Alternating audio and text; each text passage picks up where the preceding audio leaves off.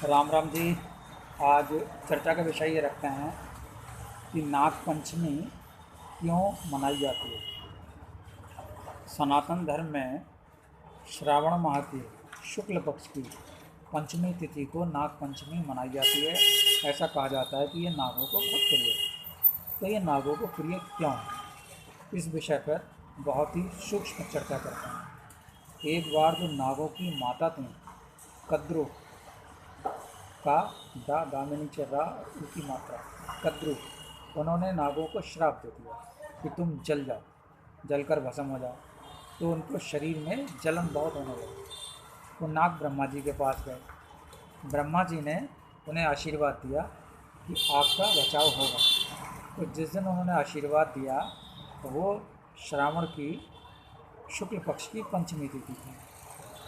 और भविष्य पुराण के अनुसार पेज संख्या 67 पर लिखा हुआ है कि ब्रह्मा जी ने पंचमी के दिन वर दिया था और आस्तिक मुनि ने पंचमी को ही नागों की रक्षा की थी।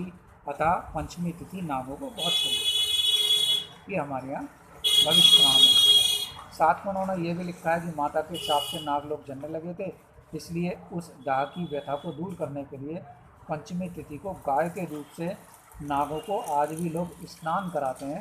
इससे सर्प का भय नहीं रहता, सर्प काटने का भय नहीं रहता। एक और बात करते हैं, जिन लोगों की जन्म कुंडली में राहु लगन स्थान में है या विवाह स्थान में है तो उनके विवाह में देरी होती है। ये माना जाता है कि ये सर्प दोष है। कुछ लोग इसे काल सर्प दोष भी बोलते हैं, यानी सर्प दोष तो है, ये राहु को सर्प बोलते हैं।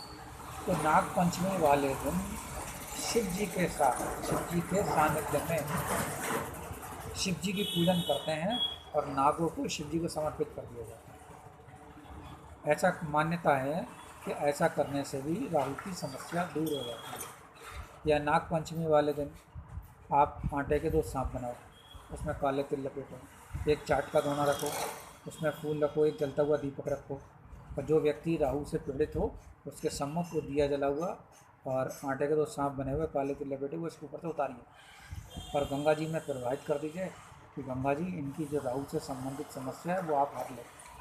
तो भी विवाह में वो जो बाधा है वो दूर हो जाती है। ऐसा 2 बार करना होता है, एक बार राहु के नक्षत्र में, एक बार केतु के नक्षत्र में। तो आज नाग पंचमी को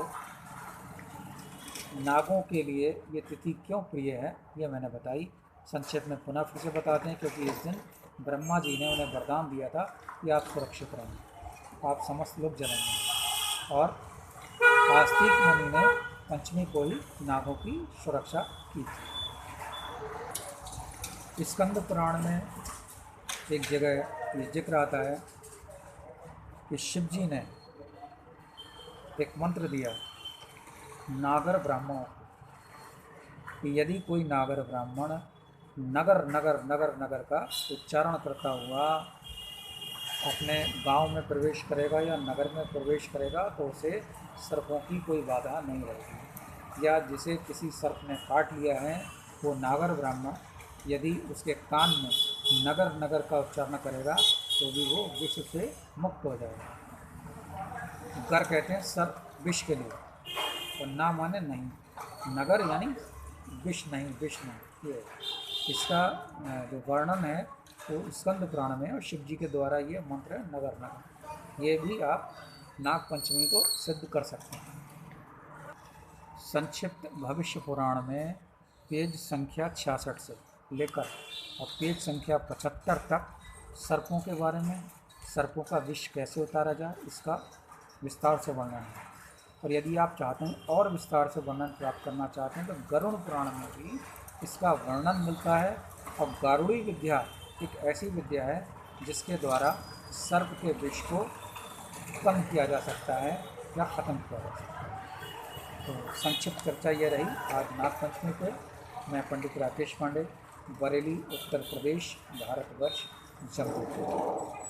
अंत में मैं पुनः लोगों को याद दिला दूं, जिन लोगों की जन्म कुंडली में राहु या केतु की समस्या है उन्हें नाग पंचमी को शिव जी के सम्मुख विशेष शिव जी की पूजा करनी चाहिए और सर्पों को उनको समर्पित कर देना चाहिए।